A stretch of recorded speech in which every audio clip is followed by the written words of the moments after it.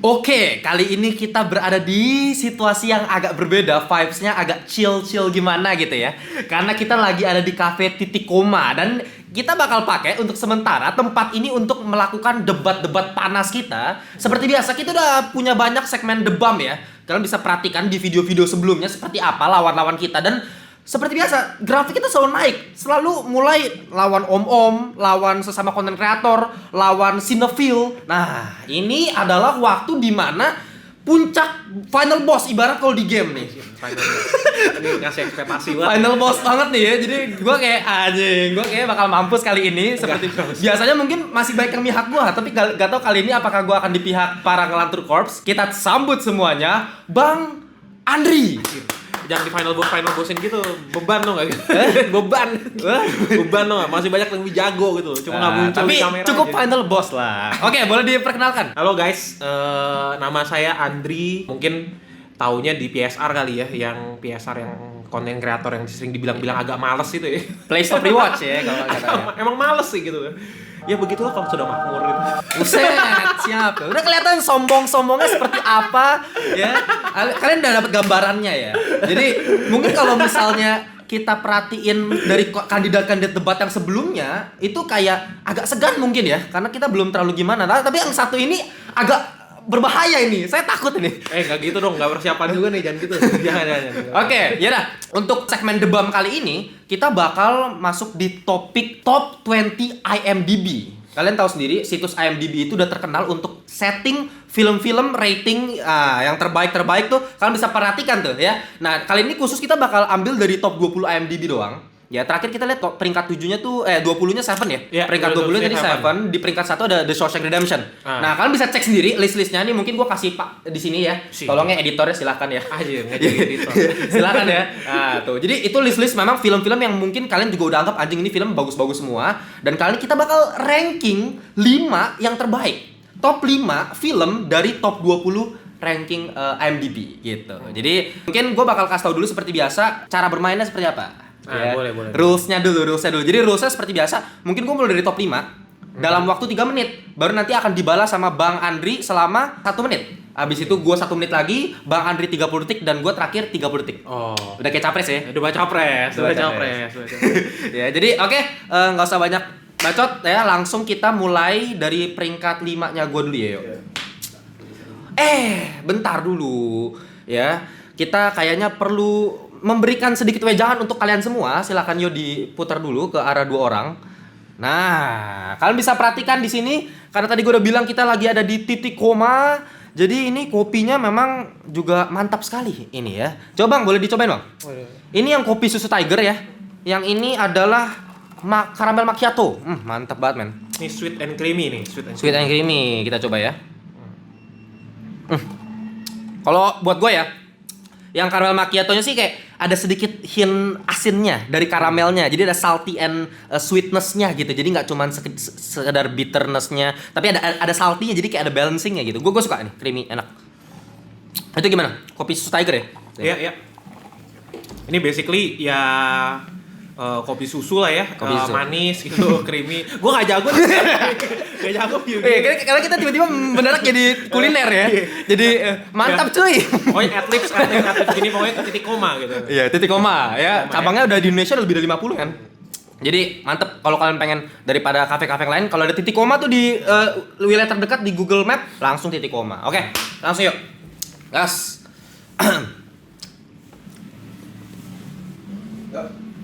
Top 5 dari pihak Timothy dimulai dari sekarang.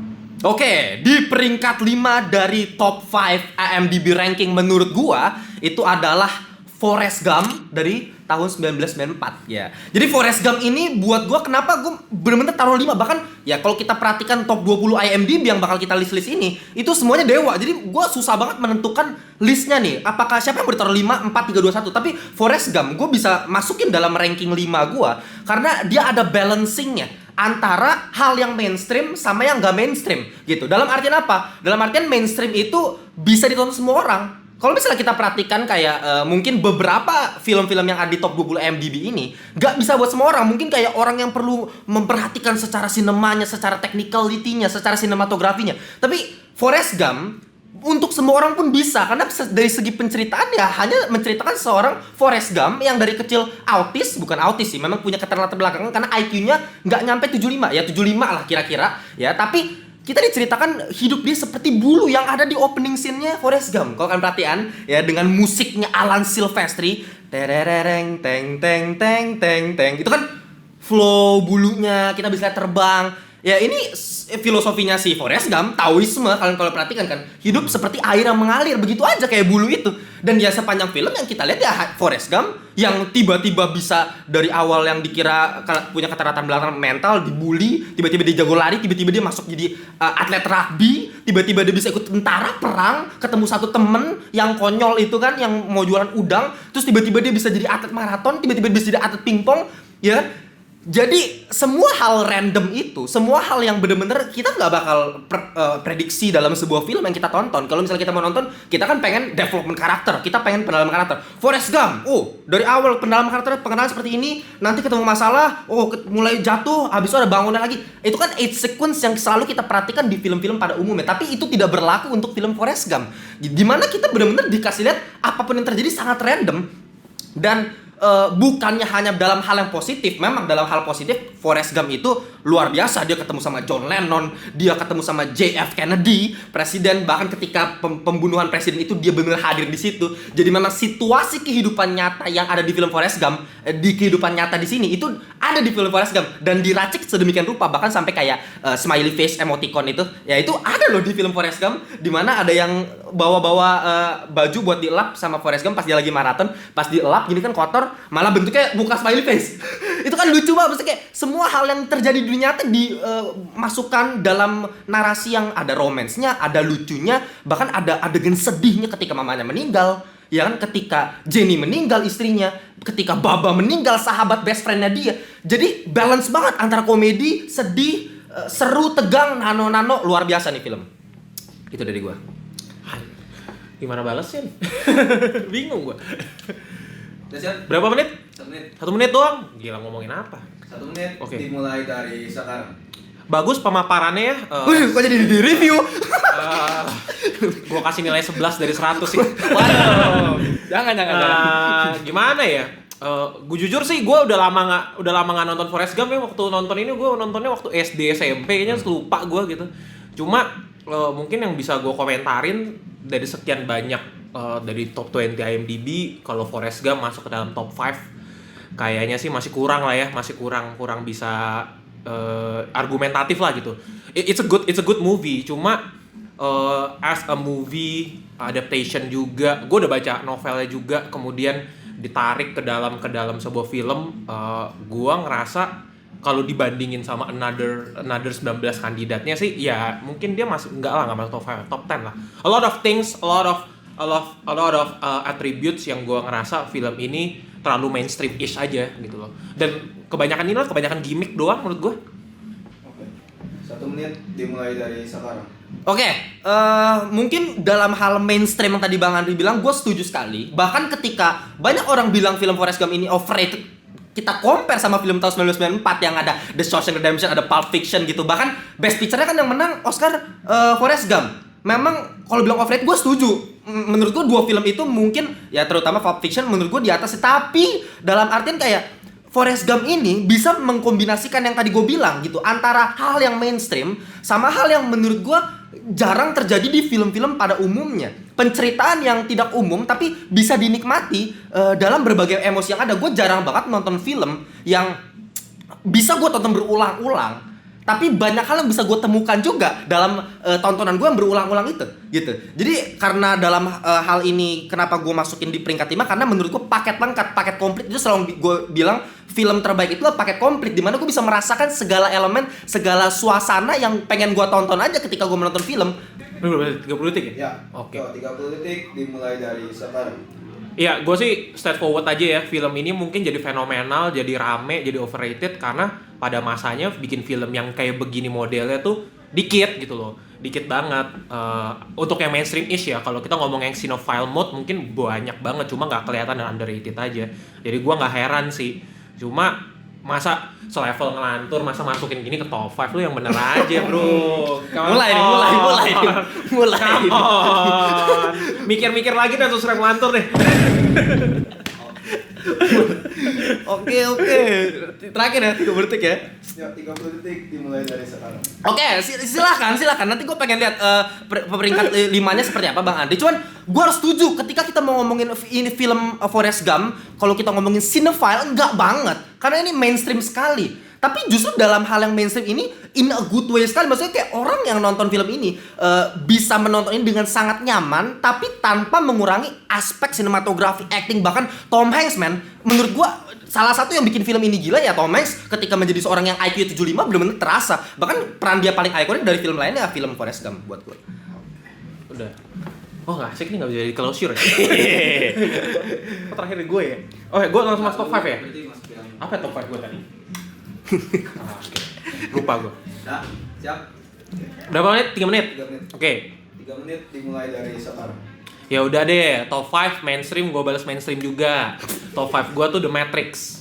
Top 5 gue The Matrix. Straightforward juga. Mainstream of course, action, semua martial arts ada di situ gitu. Itu juga salah satu cikal bakal. Jadi pop culture lah. The Matrix itu banyak banget. Jadi reference pop culture. Slow motionnya jadi pop culture, martial artsnya juga jadi pop culture.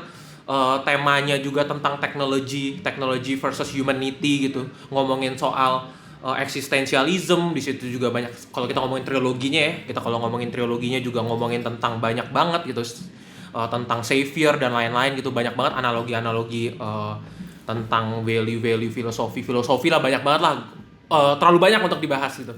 Tapi The Matrix 1 itu akan jadi gue masukin top 5 selain karena memang bisa dinikmatin sama orang-orang umum. Ini juga salah satu groundbreaking juga ya pada masanya tahun 2000 gitu, ngebahas tentang AI yang bisa ghost wrong lah kayak gitu. Sebenarnya banyak juga, Terminator juga sebenarnya kayak gitu. Cuma The Matrix membawa itu jadi the next level gitu, dengan temanya, dengan karir awalnya si Keanu Reeves juga. Ya banyak lah gitu. Gue nggak bisa banyak ngomong lah. Pokoknya ya lihat ininya aja, award-nya apa tuh The Matrix itu. Udah selesai gue itu aja. Ngomong apa juga gue lupa. 1 menit dimulai dari sekarang. Oke, ya kalau misal Bang Andri pilih Matrix ya sama aja, sama-sama mainstream ya. Jadi ya buat gua susah banget kalau misalnya kita harus compare bahkan sama top 5 gua, karena ini bener-bener dua genre yang bertolak belakang ya. Yang satu full action sci-fi, yang tadi gua bilang Forrest Gump itu lebih ke drama yang bisa dinikmati sama semua orang. Tapi menurut gua The Matrix ini lebih ke ya hanya satu genre action sci-fi aja. Memang ketika kita ngomongin action sci-fi, mungkin dia salah satu yang terbaik, bahkan paling ikonik, paling revolusioner gitu. Tapi menurut gue itu The Matrix nggak lebih dari itu. Dari segi penceritaan menurut gue biasa aja, nggak ada something special. Selain memang ngomongin masalah Matrix, kita kan sampai sekarang kan banyak tuh yang kita terjebak dalam Matrix, masih dibahas sampai sekarang gitu. Tapi kalau misalnya kita ngomongin film terbaik dalam IMDb itu menurut gua harus lebih dari itu. Mungkin The Matrix salah satu yang bikin dia luar biasa di masa tersebut adalah visual effect yang cukup luar biasa di satu, groundbreaking banget. Tapi ketika kita ngomongin sepanjang masa, ya visual effectnya nggak ada apa-apanya kalau kita compare sama film-film lain kalau buat gua. 1 menit dimulai dari sekarang. Nggak usah ngomongin visual effect deh. Gue ngomongin satu atribut aja deh, satu poin. Ada gunfu ya, gun kungfu. Itu aja, satu poin itu aja udah bisa ngalahin segala keseluruhan hal yang dibahas di Forrest Gump gitu. Gua gampangnya gini loh, kalau ngomongin rame-ramean gitu. The Matrix itu kalau mau nyari di mana-mana, esainya, breakdownnya dan itu banyak banget. Meanwhile Forrest Gump ya paling cuma just another of karakter breakdown, tematik analis, bla bla bla. Jadi udah selesai, udah gue nonton ini selesai gitu, nggak perlu ada pembahasan. Tapi The Matrix itu pembahasannya tuh berulang-ulang, temanya tuh bisa di discussion, bahkan sampai sekarang pun pembahasannya tuh bukan pembahasan kali ya.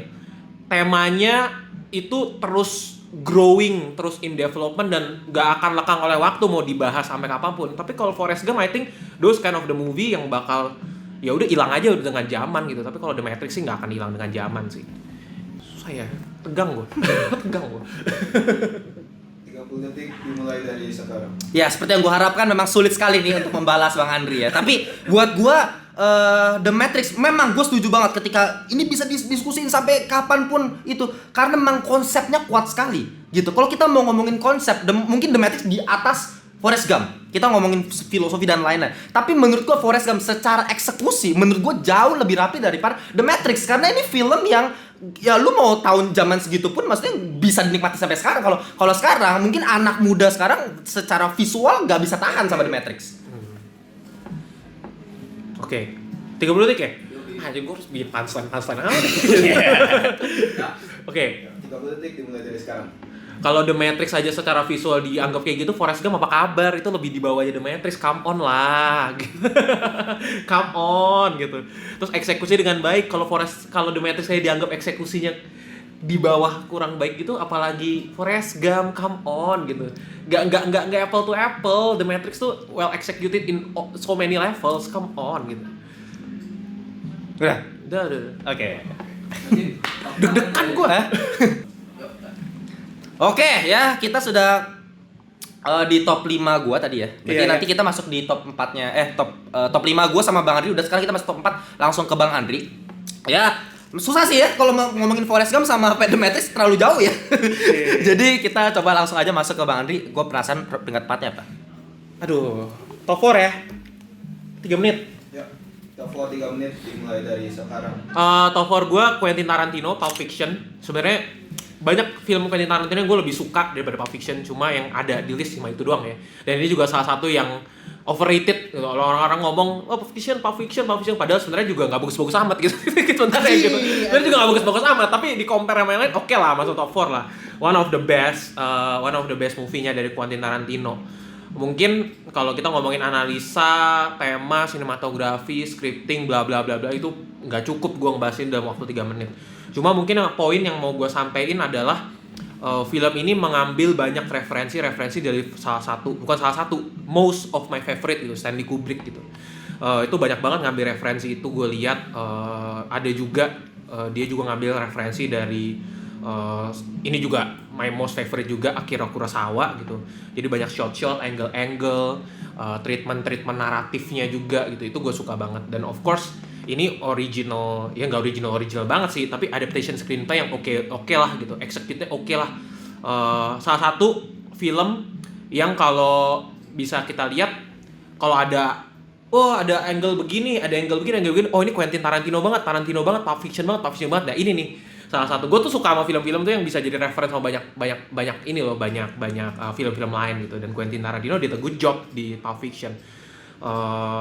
Ya kalau ngomongin tema-tema yang lain-lainnya sih nggak cukup lah, tapi gue rasa poin-poin membawa referensi Stanley Kubrick dan Akira Kurosawa ini sih yang gue jadi masukin ke top 4 gitu. Kayaknya gue tidak memanfaatkan waktu dengan baik. Gitu. Sulitnya di situ memang, sulitnya di situ. Tegang gitu kayak waduh ngomong apa nih gue gitu. 3 menit gitu bisa apa gue. Next kakak. 1 menit dimulai dari sekarang. Oke, kalau misalnya Bang Andri bilang Pulp Fiction bukan film terbaiknya Tarantino, gue nggak setuju. Justru menurut gue ini film terbaik ya. Dan kalau misalnya Bang Andri taruh di peringkat 4, gue harus bisa taruh di atas lagi gitu. Kalau mau ngomongin Pulp Fiction, kalau Bang Andri cuma ngomongin tadi kan Bang Andri mungkin bahas dari sisi angle gitu ya, karena mungkin waktunya juga terbatas. Tapi buat gue yang lebih luar biasa dari Pulp Fiction ini bukan hanya sekedar angle, buat gue dari segi penceritaan malah. Gue ngerti. Mungkin Bang Andri bilang kayak gitu karena banyak sutradara sebelumnya yang lebih revolusioner lagi dalam hal penceritaan, terutama misalnya Akira Kurosawa gitu. Dan gue yakin Tarantino juga pasti banyak banget ngambil referensi misalnya kayak efek Rashomonnya Akira Kurosawa gitu. Tapi maksudnya dia bisa membuat semua mungkin elemen yang udah lihat dibuat sama sutradara lain, tapi dalam in a different way, in a new way gitu. Jadi ketika dia membuat judul Pulp Fiction menjadi dari majalah Pulp itu dari cerita yang berbeda tapi bisa dirajut jadi di akhir dengan sangat indah, menurut gua jarang banget film bisa kayak gitu. Harus bisa di atas lagi kalau buat gua. Dimulai dari sekarang. Bisa di atas lagi sih enggak ya. Kalau di bawah lagi sih mungkin ya gitu. Terlalu banyak film-film bagus gitu di top 20 ya. Di bawah lagi mungkin iya. Yang membuat film-film zaman-zaman pada masanya itu tuh menjadi menyenangkan dan bagus adalah karena mereka tuh less distracted sama visual effect atau special effect atau teknologi. Mereka fokus bener-bener immerse ke dalam karakter, dalam story gitu. Bagaimana visual keterbatasan tapi visualnya tuh bisa bercerita. Jadi itu yang gue suka gitu, bagaimana treatment Akira Kurosawa dengan segala macam angle movement dan keterbatasan yang pada masa itu gitu. Dan Pulp Fiction itu did a good job untuk mengadop itu. Cuma gue sangat menyayangkan aja gitu, film ini tuh cuma film yang dibahas ya udah teknis banget gitu loh, tapi bukan film yang kayak pembahasannya tuh habis ini dibahasnya tuh panjang lebar sama orang mainstream terus bisa keren, udah gitu. Ini cuma kayak seakan-akan tuh cuma so asik di kolam sendiri aja gitu. 30 detik dimulai dari sekarang. Oke, mungkin kali ini gue bakal pas karena tentunya Pulp Fiction bakal gue taruh di atas, nanti gue bakal bahas lagi. Jadi ya gue mulai paham sekarang sama Bang Andrin nih. Gue tahu tadi dari kata-kata dia bilang dia suka sama Stanley Kubrick. Gue tahu makanya dari tadi pemikirannya kelihatan banget memang terinfluence sekali lewat Stanley Kubrick gitu. Jadi langsung aja berarti di top 4 gue ya, Yo. Yes. Kok gue gak balas lagi ya? Udah pas gitu. Top 3 deh. Udah nggak tahan mau debat ya. udah nggak tahan mau debat ya.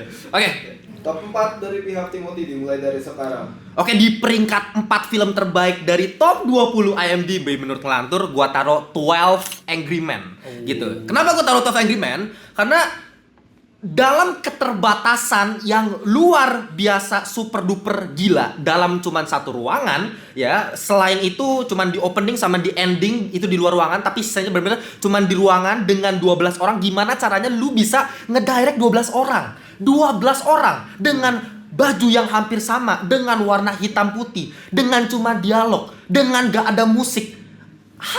How Sidney Lumet itu bisa memberikan film dengan semua kayak dalam artian kayak film yang gak disukain ya tipe-tipe kayak gini gitu loh. Ini minoritas sekali nih film, tapi Sidney Lumet bisa mengeksekusi film 12 Angry Men ini dengan sangat luar biasa gila, dengan terutama dia terkenal dengan claustrophobic scene lensanya ya. Lensanya benar-benar dinaikin terus dari 50 ke 75 ke 100. Lensanya makin lama makin deket, makin close up, makin kerasa claustrophobicnya makin tegang. Bahkan make up gini loh, 12 Angry Men itu cuma ngomongin dialog, cuma ngomongin obrolan mengenai gimana caranya nyelamatin bocah yang didakwa pembunuhan. Padahal dia nggak membunuh. Kita nggak tahu sih akhirnya kayak gimana. Cuma maksudnya dalam hal seperti itu make up aja diperhatiin. Kalau lu perhatiin sampai keringetnya tuh harus sama ada setiap detail gitu loh. Atau misalnya dari opening scene long shot berapa 7 menit kalau nggak salah masuk ruangan, pergerakan dalam satu ruangan itu gimana cara lu bisa memanfaatkan blocking sama staging dari setiap orang dengan lagi-lagi hitam putih, bajunya sama, kemeja, beberapa cuma dikasih ikonik topi, jas, ini aja yang beda, sisanya sama semua. Tapi dari blocking stagingnya bisa mantep, bisa kerasa foreground sama backgroundnya bisa mantep, bisa enak, actingnya gila-gilaan. Menurut gua bisa kita lihat nih background karakter mereka seperti apa, cuman dalam waktu ya nggak nyampe 2 jam dialog doang, tapi kita tahu background mereka. Ini orang nggak peduli, ini orang kayaknya bener-bener mempertahankan gimana caranya bisa nyelamatin anak ini. Ini orang emang bangsat banget, kayaknya dia punya pendalaman karakter sama anaknya yang ternyata dia kayaknya musuhan deh, dia kayaknya berantem deh sama anaknya, makanya dia terinfluence untuk gak mau selamatin anak yang bakal mereka selamatin ini gitu. Jadi semua karakternya punya latar belakang, semua karakternya dikasih sinematografi yang jelas, gimana caranya nge-direct ya, gimana caranya memperlihatkan dari segi angle, bahkan ketika dari kameranya tuh dikasih lihat tuh, lu dari atas perspektif di atas mata atau yang versi bawahnya, below-nya. Lu kalau perhatiin dari awal film itu biasanya kebanyakan dari atas. Lihat dari atas semua kameranya, tapi lu makin lama makin ke akhir itu tiba-tiba makin lama makin turun di bawah, menambahkan efek yang anjing ini makin tense gitu, makin suspense gitu, dan itu luar biasa di 12 Angry Men. Nggak ada film lain yang bisa bikin ini dalam keterbatasan seperti itu gitu. Itu dari gue. Oke. 1 menit dari pihak Bang Andri mulai dari sekarang. Ya, kalau dari sisi court drama angle, Top Angry Men sih menurut gua nggak masuk lah ya, top 4 lah ya. Menurut gua masih banyak court drama movie yang bagus banget gitu pada masanya gitu. Salah satu court drama movie yang gue suka adalah How to Kill Mockingbird. Itu bagus banget. Terus kedua, kalau dari sisi angle cuma ngomongin ini kan sebenarnya film yang sering dibahas adalah di satu tempat doang ngobrol dialog sentrik. Menurut gue juga biasa aja gitu loh menurut Ya court drama, cuma ngomongin hukum dan lain-lain ya. What's the point gitu? Kalau gue punya satu film namanya Man from the Earth. Itu juga sama tuh, cuma di satu rumah, satu ruangan ngobrol doang tentang Holocene, tentang kayak ya ngobrol, nanti kalian nonton sendiri lah. Gue nggak bisa bahas panjang. Itu juga cuma di satu tempat, konsepnya sama. Tapi itu setiap revelation bikin kayak yang bener yang mana nih, yang kanan apa yang kiri, yang kanan yang kiri, tapi nggak dalam setting court drama gitu, dan itu lebih bagus daripada Love Angry Man menurut gue scriptingnya.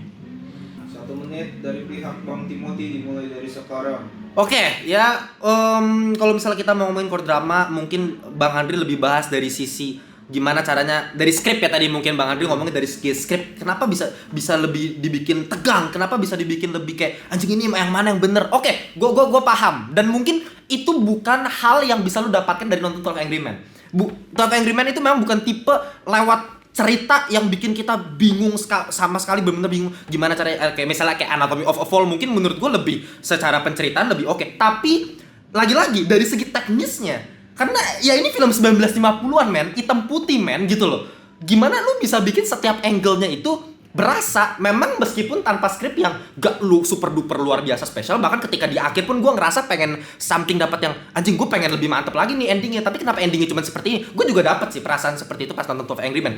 Tapi eksekusinya menurut gue perfect. Gak ada kelemahan dari 12 Angry Men kalau dari segi eksekusi. Itu buat gue. Apakah ada kelemahan dari 12 Angry Men? Gue pengen nanya, selain dari skrip yang sebenarnya gak terlalu gimana-gimana. Kelemahan, oh anjir, jangan gitu lo, tegang gue. Jangan kelemahan gimana gitu. Ya 30 detik ya. 30 detik. 30 detik dari pihak Bang Andri dimulai dari sekarang. Iya, film ini kan sebenarnya pada masanya kan dibuat untuk menyindir satir sebuah, gue lupa ada istilahnya tuh, ada istilah untuk menyatakan bahwa orang-orang dengan punya superpower, yang punya kontrol itu benar-benar nge-shaping naratif untuk bisa menghukum orang tertentu gitu, padahal belum tentu salah. Sebenarnya kan untuk orang itu ya, untuk itu gitu. Kalau ditanya kelemahan, mungkin ya udah film yang cuma akan bisa begitu doang aja, sekali nonton selesai gitu, nggak akan bisa watchable gitu. 30 detik dari pihak Bang Timothy dimulai dari sekarang. Oke, mungkin kalau misalnya kita ngomong diskusi terus-terusan, mungkin dari tadi Bang Andri ngomongin masalah itu terus. Watchable buat gue bisa.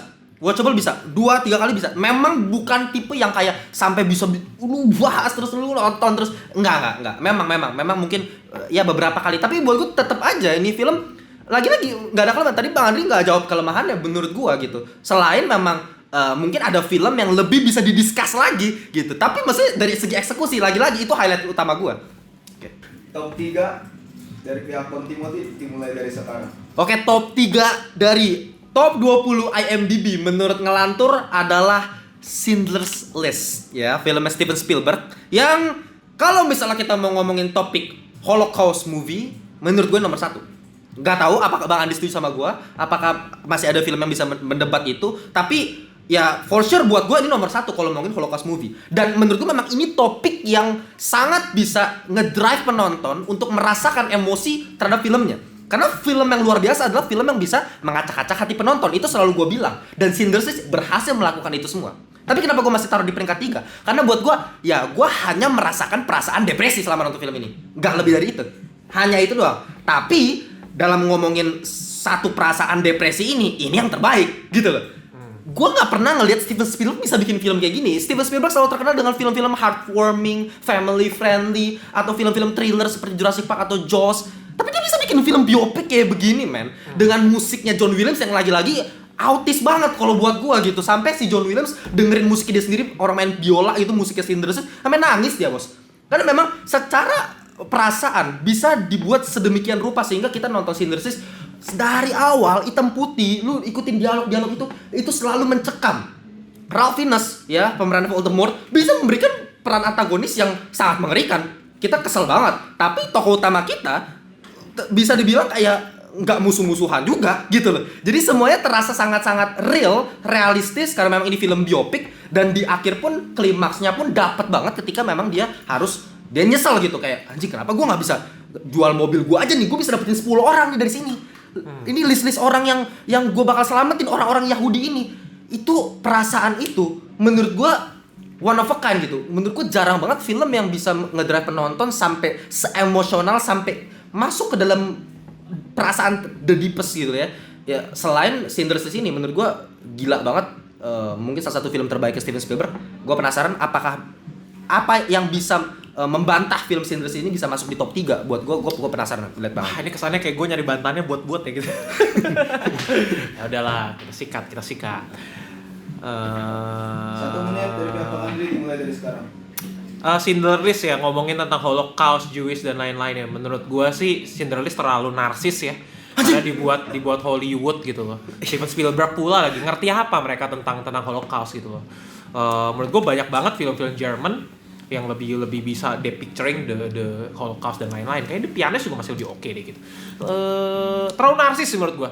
The Schindler's List sih. Bukan buruk ya, bagus gitu loh. Gua suka gitu so many levels gitu.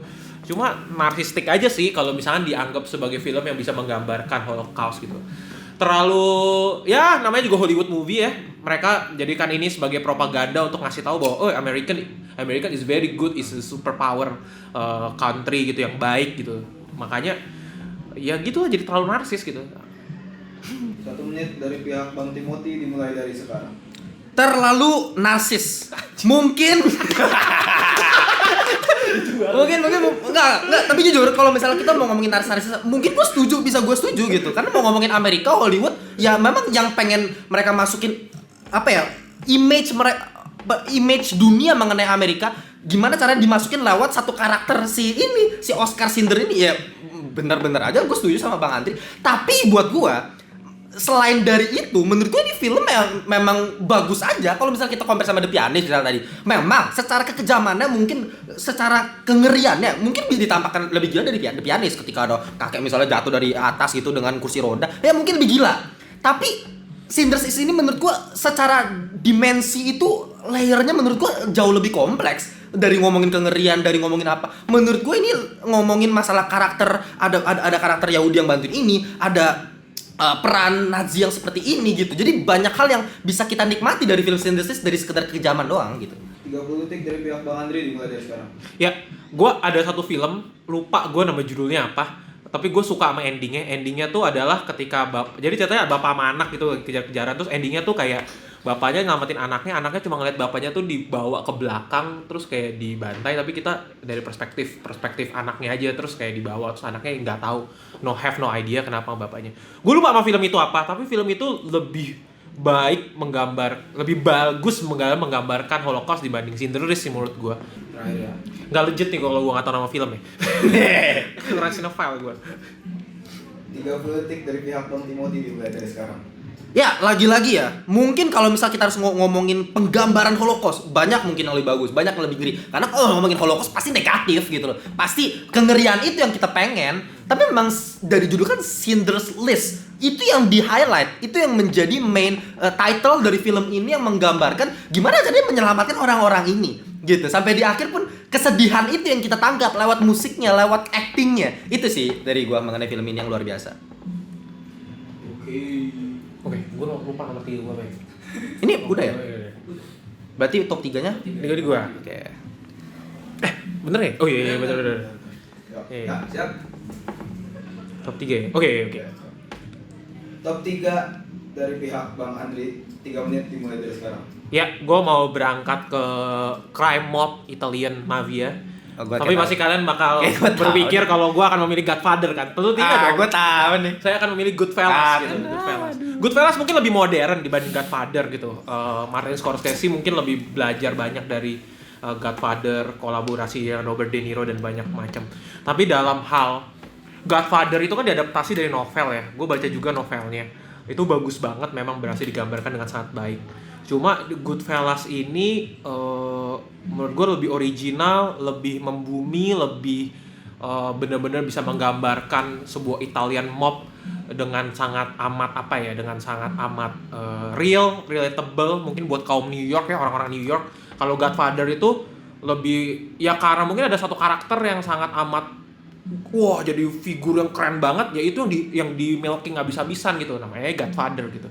Jadi kesannya jadi a figure of karakter yang sentrik yang ini kita harus keren, kita bikin jadi keren banget nih ceritanya. Sedangkan kalau Goodfellas itu lebih rata aja gitu. Mengingatkan gue sama filmnya dia yang terbaru ya, Martin Scorsese yang terbaru tuh, yang waktu itu rilis di Netflix, The Irishman gitu. Kurang lebih sama gitu. Cuma Goodfellas ini lebih in so many level lah ya, improvement dari Godfather menurut gue. Mungkin banyak yang nggak suka karena Godfather lebih original, tapi ya Goodfellas sih menurut gue lebih enak ditonton sih, nggak terlalu pretentious kayak Godfather. 1 menit dari pihak Bang Timothy dimulai dari sekarang. Wah ini gila sih, kalau misalnya ngomong Goodfellas di atas Godfather sih menurut gua agak sangat-sangat bisa diperdebatkan. Tapi buat gua gini, mungkin secara selera ya, ini mungkin secara selera beda. Tapi kalau gua memang sangat-sangat kurang adore gimana caranya Martin Scorsese itu ngebawain sebuah biopik gitu. Martin Scorsese memang terkenal biopik ya. Kalau misalnya Godfather tadi kan memang novel, fiksi gitu. Tapi Goodfellas itu dengan ngebawain sebuah kisah yang asli real, cuman paling namanya diganti-ganti dikit gitu kan Goodfellas. Tapi buat gua penceritaannya itu terlalu dragging, terlalu lama, terlalu panjang. Memang untuk membawakan cerita yang memang panjang, gimana cara menggambarkan mafia di zaman tersebut gitu. Tapi lewat narator mengenai si Henry Hill itu dari awal, dari kecil sampai di akhir ketika dia ditangkap gimana, buat gue terlalu biasa aja. Teknisnya buat gue kalau ngomongin Godfather, ngomongin teknis ya, Godfather menurut gue banyak hal yang jauh lebih di atas Goodfellas gitu. Kalau mau ngomongin teknis, jadi ini ya. Oh iya, gua masih mau denger sampai habis. Boleh nggak waktu gua buat didengerin dulu? Siap. Gitu. Oke. Tadi apa ya? Oh iya. Susah nih, gimana balasnya nih kalau dia belum selesai juga? 1 menit dimulai dari sekarang. Ya, Godfather memang pada masanya ya memang original, memang groundbreaking juga. Tapi Goodfellas itu menurut gua lebih mature. Martin Scorsese lebih mature. Dan gue tuh pernah main trilogi Mafia ya, game Mafia. Dan itu ya karena game kan lebih eksploratif ya, bisa dipanjangin gitu karena game gitu. Dan itu bener-bener, ya ini nih Mafia tuh kayak begini nih, kayak Goodfellas nih. Kalau Godfather tuh terlalu mengada-ngada menurut gue ya, mengada-ngada. Tapi kalau Goodfellas ya kayak begini gitu, Mafia tuh ya kayak begini. Martin Scorsese juga nggak terlalu pretensius, jadi nggak mau terlalu sok keren, dia lebih rendah hati. Udahlah, gue mau gambarin Goodfellas sesederhana ini, Mafia sesederhana ini, sesimpel ini. Gue nggak mau terlalu banyak sok keren ini. Udah, pokoknya gue mau gambarin ini dengan simple, sederhana. Pokoknya orang tahu Mafia ya kayak begini gitu loh. Udah gitu. Makanya banyak yang nggak suka mungkin ya. Tapi menurut gue dengan kesederhanaan ini yang jadi ngerasa, oh gue dapet nih Mafia kehidupan aslinya tuh kayak gini gitu. 30 detik dari pihak Bang Timothy dimulai dari sekarang. Oke, mungkin film yang bagus buat gua itu bukan menggambarkan apa ada ya. Mungkin nggak tahu, gua berbeda pandangan sama Bang Andri. Mungkin Bang Andri tadi bilang Goodfellas realistis sekali ngomongin mafia. Iya, lebih realistis karena memang ini biopik dan kedua memang itu tekniknya Scorsese. Tapi buat gua Godfather dengan fiksinya pun itu menggambarkan sesuatu dengan sangat indah, dari pendalaman karakter Michael Corleone, perubahannya seperti apa, dan musiknya itu aja luar biasa. Maksudnya kayak gak ada di Goodfellas musik-musik dengan na itu ikonik sekali. Jadi banyak banget cultural impact yang lebih gila dibandingkan Goodfellas gitu. 30 detik dari pihak Bang Andri dimulai dari sekarang. Ya, mungkin gue balasnya ini aja ya, musik yang sangat ikonik itu juga sebenarnya juga nggak usah diklaim-klaim Godfather lah, itu juga bukan original Godfather music itu itu udah lama, cuma dipakai aja jadi terkenal pas di Godfather karena lebih pas gitu. Jadi udahlah, stop mengadore Godfather. Bagus, cuma nggak se-overrated itu. Kalian tuh cuma sinophiles sok-sok pengen kelihatan keren aja kan malah bikin Godfather gitu. Udahlah, cukup. Kalian juga nonton juga nggak ngerti banget. Bangil. Bahaya dia sih. Bahaya. Oke. Lucu dikit lah, masa gitu. Siapa nih sekarang? Serius banget. Oh, top 2 Bang Andri. Top 3. Oh, itu ya top 2 gue ya. Oh, gue top 3 ya. Aduh. Apa tuh? Oh, oke. Oke. Ya. Top 2 dari pihak Bang Andri 3 menit dimulai dari sekarang. Oke, top 2 gue The Good, The Bad, and The Ugly. Aduh. Ini straightforward juga, salah satu filmnya Clint Eastwood yang terbaik. Dibikin untuk menyindir, kan satir movie ini ya, menyindir Italian movie, satir movie menyindir spaghetti western pada masanya. Ini juga salah satu cikal bakal banyak film-film western movie yang jadi reference juga. Gue sebenarnya suka satirnya sih, karena pada waktu itu kan spaghetti western kan terlalu trilogi dollar movie itu juga terlalu di milking. Akhirnya ada satu film yang jadi antitesis mengcounter itu semua. Western movie itu should be like this gitu loh gitu. Dan ya kalau gue ngomongin secara naratif, secara scripting, sinematografi dan lain-lain, nggak bisa dibandingin karena ini satir movie, jadi memang semuanya digambarkan untuk menyindir gitu, menyindir spaghetti western pada masanya, tahun-tahun pada masa-masa itu tuh, masa golden Hollywood ya. Gue masuk ini nomor 2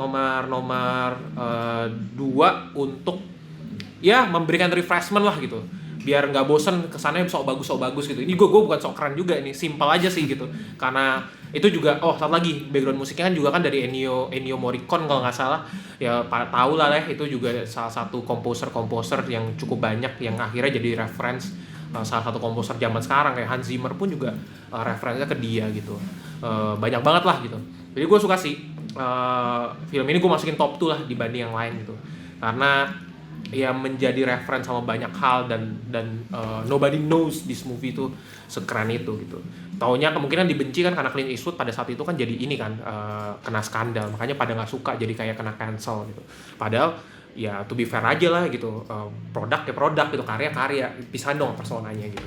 Jadi sangat tidak ini aja, sangat disayangkan aja sih. Gue deg-degan udah 3 menit tuh. Oh baru 2 menit, berarti panjang dong gue, ya udahlah gitu. 1 menit dari pihak Bang Timothy dimulai dari sekarang. The Good, The Bad, and The Ugly. Ketinggian sih. Top 2 itu menurut gua itu apa ya? Ini ranking, berarti lu bayangin dari top 20 IMDb, lu bayangin taruh The Good, The Bad, and The Ugly nomor 2, itu kayak gua nggak dapat. Dan mungkin ya gua coba prediksi Bang Andri nggak bakal taruh The Godfather di peringkat 1 juga. Ini prediksi gua sih, karena dari tadi dia ngomong kayak gitu. Cuman buat gua kalau misalnya ngomongin The Godfather, apa gua salah bisa jadi ya. Cuman kalau misalnya ngomongin lu ngalahin The Godfather, ngalahin 12 Angry Men atau Pulp Fiction tadi, dari semua film yang menurut gua apa ya, membawa dampak yang luar biasa terhadap perfilman di masa depan. Oke, gue setuju The Good, The Bad, and The Ugly secara ikonik, ngomongin spaghetti western gitu. No, mungkin yang terbaik ini, film ini. Gue setuju dengan musik yang selalu sampai sekarang kayak Cowboy Bebop gitu kan. Kalau anime lu perhatiin musik sama teo gitu. Tapi maksudnya ceritanya itu menurut gue kalau kita compare sama film-film tadi tuh yang gue udah ranking, nggak ada apa-apa ya buat gue. Oke. Gue nyerang yang mana ya? Oh iya. 1 menit dari pihak Bang Andri dimulai dari sekarang. Iya. Kalau ngomongin dari storytelling sih atau cerita, ya susah ya karena nggak apple to apple, karena ini memang sifatnya satir gitu loh. Ya lu be crazy aja gitu loh, konyol-konyol aja gitu. Memangnya kan namanya juga film konyol juga kan gitu, kocak-kocakan juga gitu. Tapi gue ngerti sih kenapa mungkin banyak orang kurang gitu bisa. Again ya, IMDb itu kan world audience gitu. Karena ini film sangat American segmented banget gitu. Nah, Italian segmented banget gitu. Jadi orang luar yang nonton, yang mungkin majority world audience nonton juga nggak akan suka karena ya susah, nggak ngerti gitu reference-nya gitu. Gue juga mungkin karena kebanyakan nonton American movie kali ya gitu. It's not a Hollywood movie ya, beda ya. Hollywood dan American movie is two different thing gitu. Tapi gue karena kebanyakan nonton American movie jadinya, sama Italian movie, gue juga suka Italian movie juga. Jadinya mungkin gue nggak tahu ya, jadi personal banget sih buat gue sih film-film ini. 30 detik dari pihak Bang Timothy dimulai dari sekarang. Oke, gue ketemu nih perbedaannya. Mungkin ini lebih personal, lebih ke arah personalnya Bang Andri gitu. Mungkin secara subjektif. Tapi kalau buat gue, kalau kita ngomongin secara objektif lagi-lagi, ini film yang lagi-lagi tadi bener segmented banget, Amerika banget gitu, western banget. Ini film bener-bener film western gitu. Kalau kita compare sama film-film lain, banyak film kayak Godfather misalnya. Gimana caranya dia bisa membawa mafia Italia ke perspektif dunia gitu loh. Goodfellas bahkan menurut gue bisa lebih membawakan hal itu ke masyarakat luas gitu dibandingkan The Good, The Bad, and The Ugly yang ya cuman beberapa orang yang bisa nikmatin ini. Oke. 30 detik dari pihak Bang Andri dimulai dari sekarang. Ya nggak apa-apa juga sih kalau cuma beberapa orang bisa nikmatin. Emang orang keren ya cuma bisa nikmatin cuma sedikit aja gitu. Orang-orang bodoh mana ngerti apa sih? Anjir. Ya ngapain gitu? Bodoh. Ngapain gitu? Ngapain bikin sosok kayak Avengers Infinity War bisa dinikmatin semua orang? Ngapain? Kan kita file ceritanya nih. Ya udahlah, kita main di kolam sendiri aja gitu, sok keren aja gitu. Ya kenapa? Kenapa gua harus bikin film buat semua orang gitu loh? Bikin film ya buat penikmat film dong gitu.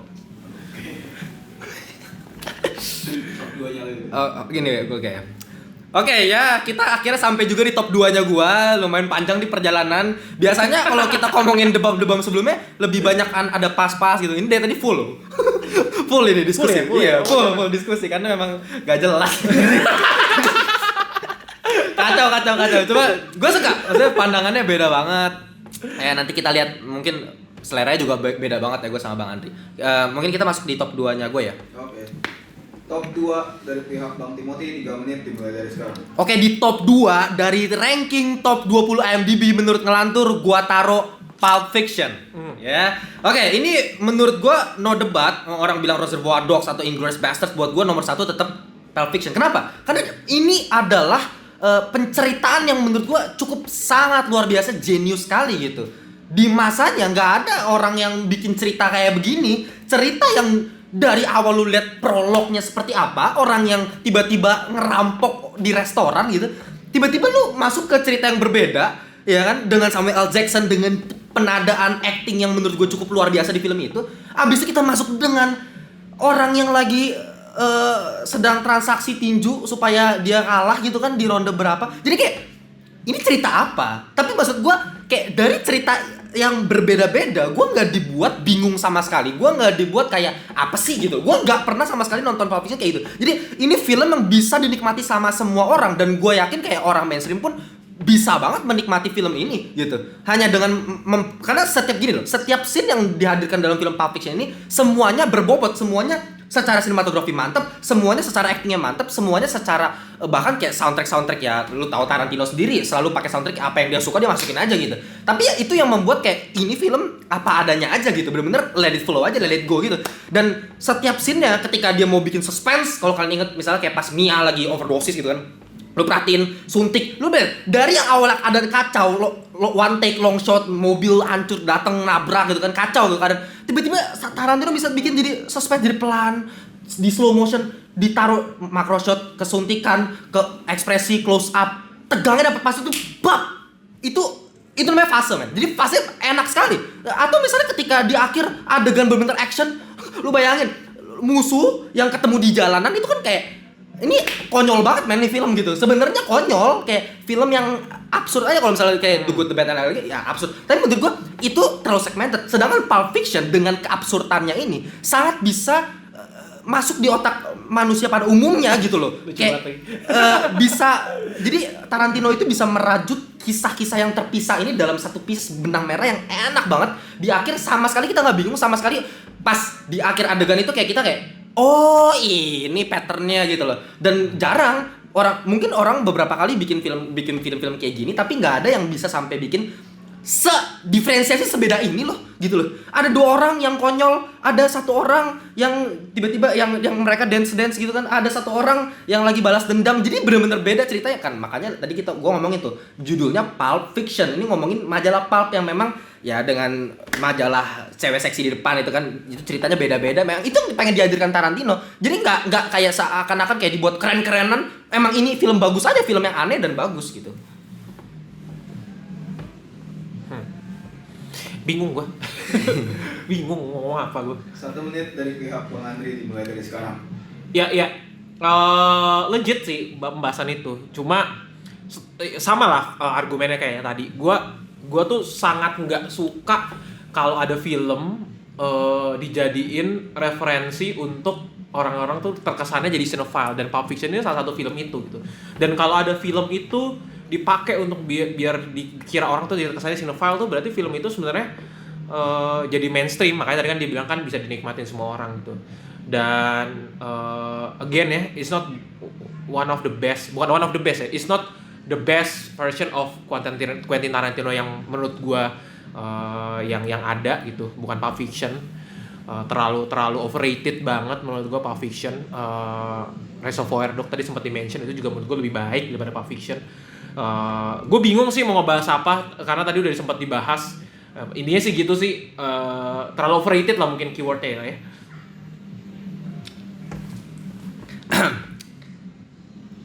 Satu menit dari pihak Bang Timothy dimulai dari sekarang. Oke, mungkin yang gue pertanyakan di sini sebenarnya dari tadi Bang Andi tuh selalu membagi 2 kelompok ini antara cinephile sama mainstream gitu. Mungkin gue tahu ada batasan gitu, kira-kira kayak orang yang cinephile banget. Gue ngerti Bang Andi itu memang kayak pembenci banget nih orang-orang yang sok cinephile gitu. Yang sok cinephile, anjing gue tontonan gini. Gue ngerti banget. Gue ngerti lah perasaannya Bang Andi seperti apa terhadap orang-orang yang seperti itu gitu. Cuman buat gue gini, menurut gue bukannya gue ngebagi itu, tapi buat gue film yang bagus ya film yang bagus aja, buat semua orang bisa bagus gitu loh, bukan hanya cuma memang buat Cinephile. Jadi kalau misalnya Cinephile itu buat gue gini, Cinephile mungkin bisa dianggap orang-orang yang memang ngerti secara teknis filmnya. Kenapa ini film bisa bagus? Kenapa dari sinematografi seperti ini? Ini track back sutradara seperti ini. Kan itu yang mungkin bisa diidentifikasi sebagai cinephile gitu. Dibandingkan mainstream yang ya udah gue cuma nonton bioskop begini-begini doang gitu. Tapi menurut gue Pulp Fiction gitu ya, itu bisa menggabungkan antara kedua itu. Jadi ini film secara teknis bagus dan memang mungkin secara cinephile kenapa harus dibilang oh ini terlalu mainstream gitu. Kenapa harus ada pembagian itu terhadap Pulp Fiction? 30 detik dari pihak Bang Andri dimulai dari sekarang.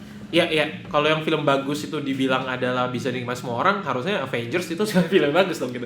Ya nggak gitu dong bro, gitu dong bro, nggak gitu. Dan kalau Pulp Fiction bisa dinikmatin semua orang, berarti kan sebuah film atau cinephile-ish, tapi ternyata tetap mainstream juga gitu, karena bisa dinikmatin. Coba kalau dikasih tonton Akira Kurosawa kan belum tentu yang mainstream bisa nikmatin, tapi kalau masih bisa nikmatin juga sebenarnya berarti film ini juga nggak sebagus itu ya, masih ya udah mainstream aja gitu.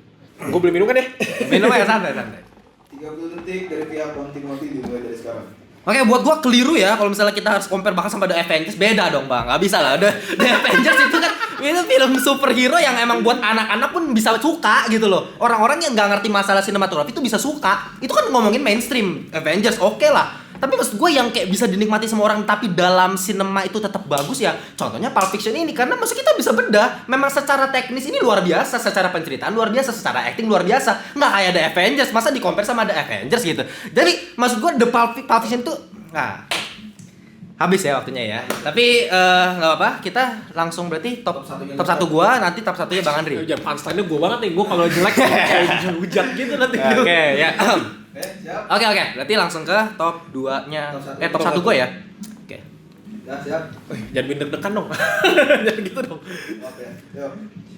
Top 1 dari pihak Bang Timothy 3 menit dimulai dari sekarang. Ini kalau kita dari tadi gue melihat obrolan kita dari tadi, ini gue pasti dibilangin mainstream lagi nih. Gue tebak Lord of the Ring kayaknya. bukan. Oke, peringkat 1 ya, film terbaik dari top 20 IMDb menurut Kelantur adalah The Godfather. Nah, Debat gua. I see. Jadi gini, mungkin tadi Bang Andri nggak tahu ya apakah dimasukin top 1, tapi kayaknya dari tadi sih kayaknya nggak bakal dimasukin. Cuma buat gue gini, The Godfather itu adalah film yang merombak industri perfilman buat gue.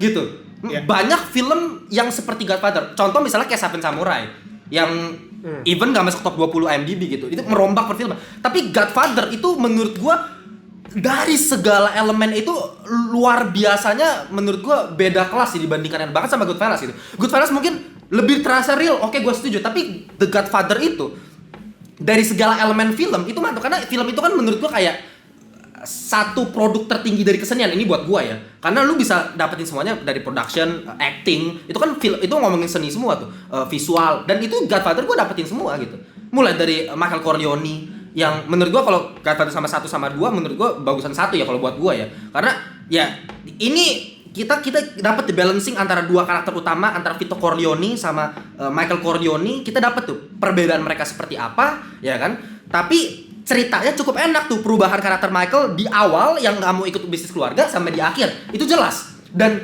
jelasnya itu bisa ditangkap sama semua orang. Tapi lagi-lagi kalau misalnya kita harus ngomongin diferensiasi antara main sama cinephile gitu ya, secara cinephile kita juga bisa bedah secara teknis, secara sinematografi, segampang dari lighting yang kita tahu semua, dari lighting gimana caranya shadow itu dimanfaatkan dengan baik gitu, yang dari awal mungkin Michael Corleone terlihat cerah, tapi di pertengahan film dulu bisa lihat ada half shadow, ya kan? Itu kita bisa, itu perubahan karakter kan, lewat visual gitu kan. Sampai di akhir dengan di balik pintu istrinya ngelihat, anjing, suami gua udah berubah nih, udah jadi The Godfather, udah jadi otak kriminal gitu loh. Itu penceritaan yang menurut gua apa ya? Cinephile buat gua. Kalau misalnya Bang Andri bilang nanti, mungkin Bang Andri bilang mainstream ini terlalu kayak dibuat-buat lah, terlalu bikin sok keren gitu kan. Beda sama Goodfellas yang mungkin apa adanya. Ya, justru sok keren itu yang buat gua memang keren gitu loh. Karena memang penceritaan dari segi sinematografi, dari segi production, dari segi tensi, ketegangan. Lu bayangin lagi ngebaptis anak, tiba-tiba lu dimasukin scene-scene pembunuhan itu yang itu secara apa ya, secara konsep juga kita bisa bedah satu-satu kan. Kita bisa bedah, oh ternyata si Michael Corleone inilah sebenarnya yang dibaptis nih, bukan si anaknya si Connie, dedeknya. Enggak, dia yang sebenarnya dibaptis nih buat jadi The Godfather gitu. Dengan pembantaian itu yang jadi the real klimaks buat penonton. Ini klimaksnya, ini yang mantep gitu loh. Jadi The Godfather menurut gua enggak ada masalah, enggak ada kelemahan sih. Ya, 1 menit dari pihak Bang Andre dimulai dari sekarang. Itu Godfather 1 ya? Iya. Sulit memang kalau menilai Godfather 1 doang. Itu harus satu kesatuan tuh, harus 1 sama 2. 3 kan nggak dianggap ya. 1 sama 2 doang gitu. Karena gue juga berangkatnya juga bacanya dari novel juga ya. Jadi biasa lah, sok keren aja gitu baca novel juga gitu. Memang cocok sih jadi top 1 gitu. Tapi menurut gue top 1-nya tuh di top 1 Mainstream lagi. Enggak canda. Top 1-nya sih enggak Godfather sih. Terlalu biasa lah menurut gue. Biasa banget. Biasa. Udah lah itu aja. 1 menit dari pihak Bang Timothy dimulai dari sekarang. Lagi-lagi nih, gue tuh pengen mencoba jujur aja gitu loh, apa adanya gitu loh. Mungkin Bang Adi tuh dari tadi ngomong kayak anjing, Sinoval men. Kalau Godfather udah biasa di peringkat 1, nggak usah lah gitu. Gue tau lah pemikirannya. Cuma kalau buat gue gini, ya memang ini film luar biasa ya, gue taruh di peringkat 1 gitu loh. Kalau misalnya tadi gue peringkat 2 kan gue Pulp Fiction gitu. Apa yang membuat dia lebih bagus dari Pulp Fiction? Buat gue dari segi sinematografi maksudnya banyak yang dihadirkan sama si Francis Ford Coppola gitu dibandingkan Pulp Fiction-nya Tarantino. Tarantino mungkin luar biasa lebih apa ya, nggak biasa dalam hal penceritaan gitu.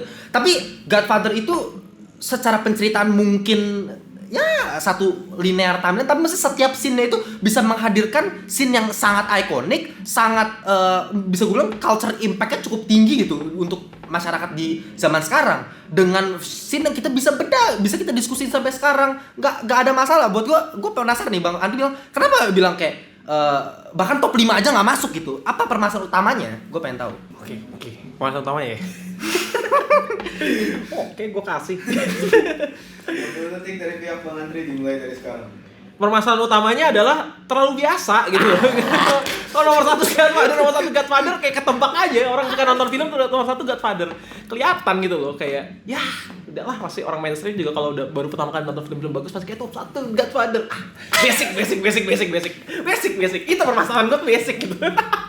Gue expect lebih dari ngelantur, dan gue nggak ngerti kenapa top 1-nya Godfather gitu. More than that gitu, nggak boleh Godfather lah, ayolah. Silakan.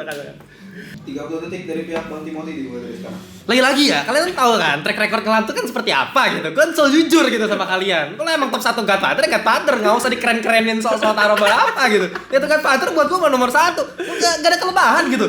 Musiknya ikonik mau sampai kapan, salah satu the greatest theme song of all time buat gue gitu loh. Ngomongin acting, Marlon Brando, Al Pacino bisa sampai kayak sekarang pun kan salah satunya Godfather gitu. Jadi apa elemennya, gue masih nggak nemuin jawaban dari Bang Andi selain kayak sok-sok keren gitu kan. Sebenarnya bagus buat gue. Number 1 gue ya. Top 1. Oh, udah saya. Number 1 gue. Oke. Udah penasaran banget gue aja. Oke. Top 1 dari pihak Bang Andre 3 menit dimulai dari sekarang. Ya, gue pilih nomor 1 gue The Dark Knight.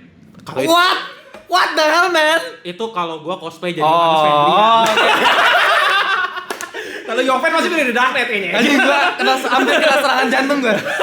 Enggak lah. Hampir kena serangan Gue jantung. juga tadi syuting ini juga baru pas ini gue juga baru nge-search top 20 juga, gue bingung, aduh ini apa. Tapi ada satu film yang gue gak nyangka ini masuk top 20. Kan MDB kan semua audiens boleh nge-rating ya gitu ya. Kayak gue bisa nebak. Gue kaget juga lah kenapa ini masuk. Ini sangat-sangat film yang tidak sangat mainstream dan tidak sangat disukain audiens buat gue gitu.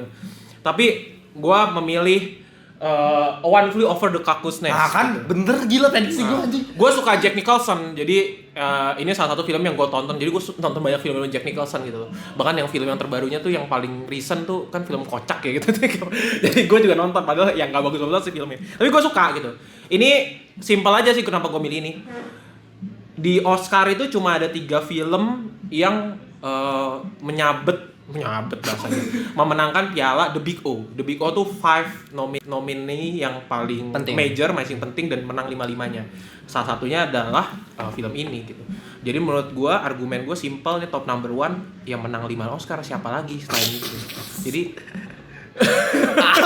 Ini apa sih? Loser. Gak jelas anjing. Kagak jelas. Udah apalagi mau bantah argumen apa lagi? Kagak jelas Udah, anjing, kagak jelas. The Big O, come on, film The Big O, lu mau bantah apa lagi gitu? Kagak jelas. Godfather aja nggak The Big O, come on. Kagak jelas. Udah itu aja lah. Kagak jelas aja. Argumen apa ini? Lucu-lucuan aja lah, serius banget sih. Oke. 1 menit dari pihak Bang Timothy dimulai dari sekarang. Menurut gue dia agak kacau ya secara logika ya. Logical fallacy-nya nggak dapet nih. Gini.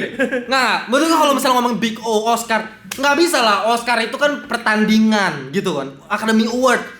Lu harus lihat film yang ada di tahun tersebut gitu. Kalau filmnya cubu semua ya lu bisa gampang aja lu menang gitu loh. Lu Godfather lu lihat tuh tahunnya siapa gitu kan. Jadi nggak bisa lah kalau kita compare pakai Oscar gitu. Parameternya pakai Oscar. Tapi gini. One Flew Over the Cuckoo's. Gue ya oke lah, gue tadi bisa nebak kenapa gue bisa nebak Bang Andri gitu karena gue tahu Bang Andri tuh pengennya yang anti mainstream gitu. Yang beda gitu kan. Memang sumpah gue juga perhati kalau misalnya kita cek 20 IMDb ya, ini yang paling beda nih. Ini yang paling gue juga awalnya nggak nyangka anjing ini ada film ini. Gue juga sama nih perasaannya sama Bang Andri gitu. Tapi buat gue jujur ya, kalau mau ngomongin One Flew Over the Cuckoo's Nest, selain memang acting Jack Nicholson, gue nggak bisa bantah, dapat Oscar di situ gila banget ya, 3 Oscar dia memang Jack Nicholson dewa. Tapi masa secara penceritaan doang gue dapetin ya gitu. Kalau lu mau ngomongin penceritaan doang, bagusan The Shawshank Redemption.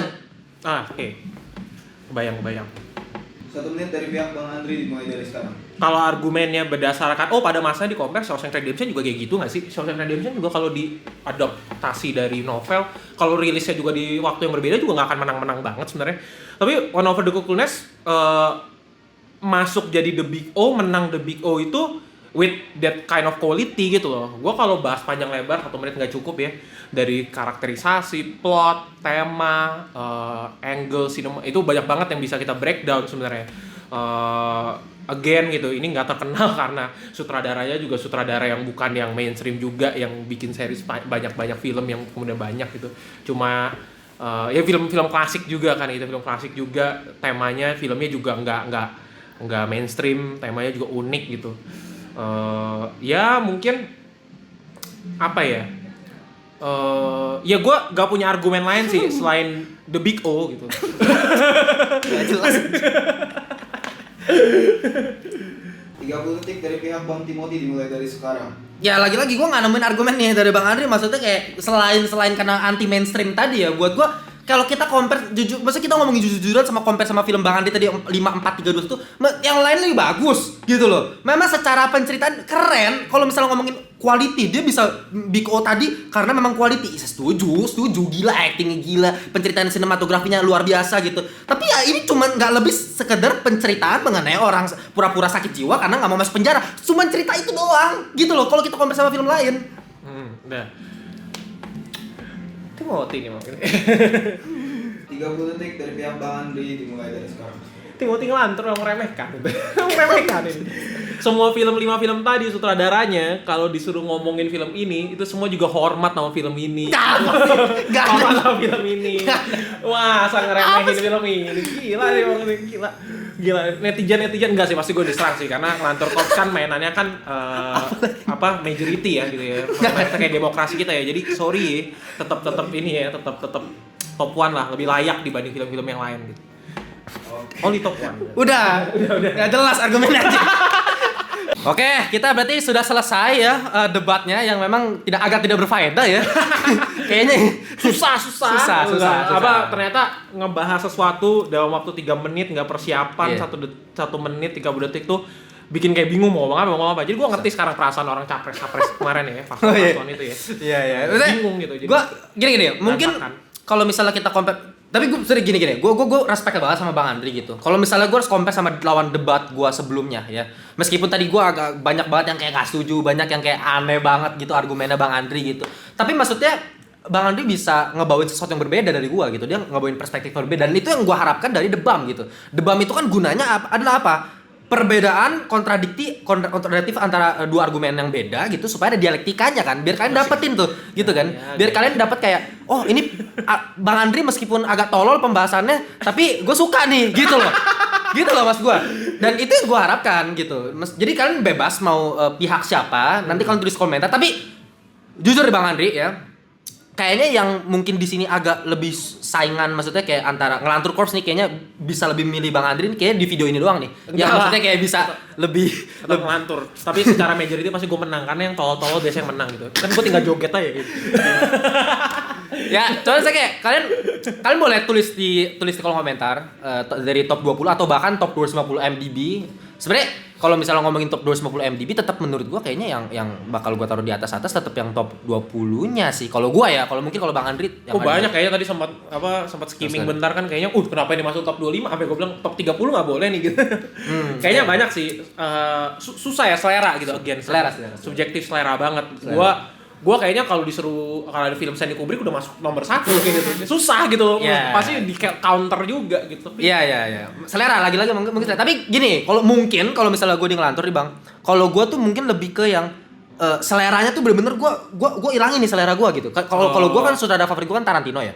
Jadi Tarantino tuh bener-bener kalau misalnya gue harus kayak bahkan film-film favorit gue kayak Inglourious Basterds pun bener-bener kalau ngomongin Tarantino favorit gue Inglourious Basterds sebenarnya. Tapi gue bakal taruh itu di bawah Reservoir Dogs atau Pulp Fiction tadi gitu, karena selera gue ilangin dulu nih. Gue bener-bener ngeliatin dari sisi teknis gitu. Gak tau kalau Bang Andri mungkin lebih ke selera yang lebih gimana caranya, ini kayaknya beda nih, apa yang membuat ini unik gitu kan kalau Bang Andri. Karena cinema experience itu kan experience pengalaman itu masing-masing beda gitu. Menurut gua sebagai orang yang gua mengklaim lah ya udah banyak nonton film, Kelihatan kerasa lah tadi lah ya. Jadinya kayaknya terlalu apa ya, belagu, sombong kalau bilang bahwa film ini terbaik. Karena ya susah gitu kalau ada orang bilang nomor 1 film terbaiknya Avengers Endgame, ya udah gitu. Maksudnya iya mungkin menurut pengalaman dia, hidup dia, tumbuh besar dengan apapun itu film terbaiknya, ya gue menghargai karena cinema experience-nya itu gitu loh. Gue menghargai banget, makanya sulit untuk buat objektif. Gue juga sebagai orang yang nge-review film, ngekritik film aja, gue agak selalu ngebedain antara review film sama kritik film tuh two different thing. Kritik itu simply mengkritisi gitu, mengkritisi poin-poin apapun yang ada di film itu dikritisi gitu loh. Tapi kalau review udah subjektif aja gitu loh. Subjektif aja, mau cuma dia bilang film jelek karena gue lagi nonton pas lagi patah hati, ya udah gitu, so be it gitu. Kenapa harus ini gitu, kayak menurut gue ada salah satu film 500 Days of Summer, menurut gue tuh personal banget gitu. Gue nonton itu pas masa-masa yang mirip banget sama si Tom gitu. Jadi itu akan being personal dan itu akan terus semua scene-nya tuh gue sampai hafal sama dialog-dialognya gitu. It's very personal for me gitu. Padahal kalau ngomongin teknis kayak tadi kritikannya tuh mungkin banyak gitu. Cuma it's very personal for me gitu. Jadi susah banget. Makanya debam-debam gini gue juga bingung apa yang mau diincer sih, lucu-lucuan aja lah udah. Iya. Sebenarnya kalau ngomongin lagi-lagi ya, karena ini top 20 MDB buat gue maksudnya kayak menurut gue pribadi, kalau dari top 20 MDB maksudnya nggak ada film jelek. Kalau buat gue ya, nggak ada film yang jelek gitu. Lu mau kayak Lord of the Rings, Returns of the King, ayolah gitu loh. Jadi nggak ada yang jelek, Seven semuanya luar biasa. Jadi gue kalau misalnya kita switch sekarang bisa kan, pasti kan kita switch list nih, terus kita kasih argumen. bisa. Gampang banget. Gampang banget. Coba dicari-cari aja gitu. Gua bisa One Flew Over the Cuckoo nomor 1 buat gua. Cuman ya maksudnya seribet itu karena memang terlalu kompleks gitu kalau kita ngomongin terbaik MDB. Tapi ya gua senang banget. Gila, mantep Bang Andri. Thank you banget untuk hari ini. Yang penting tau gak apa? Debatnya. Apapun filmnya, minumnya titik koma, men. Minum titik koma. Iya, gue kadang-kadang tuh ke kafe. Nih kalau kita tuh yang lagi di Tanjung Duren ya. Tanjung Duren tuh kita di rumah segini. Jadi bener-bener satu ruangan.